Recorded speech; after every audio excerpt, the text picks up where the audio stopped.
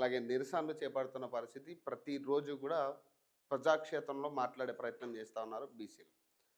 So ఇదే నేపథ్యంలో ఉప ఎన్నికల పరిస్థితి కూడా కొంత అనుమానంగా కనపడతా ఉంది. దానం నాగేంద్ర, కడియం శ్రీహరి ఇద్దరు కూడా ఇప్పుడు పెండింగ్లో ఉన్న పరిస్థితి. సో స్పీకర్ని వీళ్ళిద్దరూ కూడా స్పీకర్ రాసిన లెటర్కి ఇప్పటివరకు రిప్లై ఇవ్వలేదనేది ఒక చర్చ అయితే, మొన్న రీసెంట్గా మళ్ళీ వీళ్ళిద్దరికీ కూడా స్పీకర్ 4 రోజులు గడువిచ్చి 4 రోజుల్లో ఏదనేది తేల్చాలన్నట్టుగా ఒక డెసిజన్ తీసుకోవాలని స్పీకర్ లెటర్ రాసినట్టుగా తెలుస్తోంది.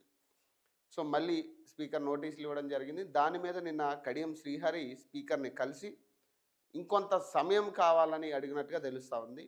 అలాగే ఢిల్లీలో ఉన్న దానం నాగేంద్ర కూడా రాగానే స్పీకర్ని కలిసి ఆయన మళ్ళీ టైం అడుగుతారా లేదా రాజీనామా చేయబోతున్నారా అనేది ఒక చర్చనీయాంశం. సో ఇవి రెండు ప్రధానంగా కనపడుతున్న వార్తలు.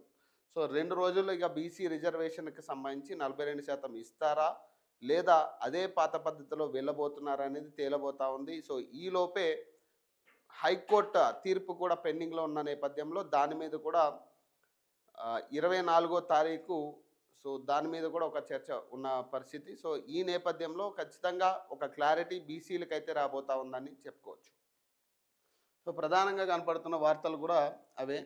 సో దానం నాగేంద్ర రాజీనామా బాటలో కాంగ్రెస్ అధిష్టానం అనుమతి కోసమే ఢిల్లీకి, పార్టీ పెద్దలు అంగీకరిస్తే పదవికి రాజీనామా, ఫిరాయింపుపై విచారణ జరిగితే వేటే, అందుకే రాజీనామా యోచనలో నాగేందర్, మళ్ళీ ఖైరతాబాద్ టిక్కెట్ ఇవ్వాలని వినతి, గెలిచొస్తా మంత్రి పదవులు ఇవ్వాలని ప్రతిపాదన, అధిష్టానానికి మరో 3 ప్రతిపాదనలు కూడా, కడియం శ్రీహరి విషయంలో తర్జన భర్జనలు, ఆయనతోనూ రాజీనామా చేయించే యోచన, స్పీకర్ను కలిసి మరింత గడువు కోరిన కడియం శ్రీహరి.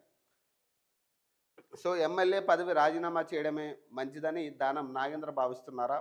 పార్టీ ఫిరాయింపు పిటిషన్పై విచారణ దాకా వెళ్ళకూడదని అనుకుంటున్నారా? అధిష్టానాన్ని ప్రసన్నం చేసుకొని ఖైరతాబాద్ టిక్కెట్పై హామీ తీసుకునేందుకు ఢిల్లీ వెళ్ళారా?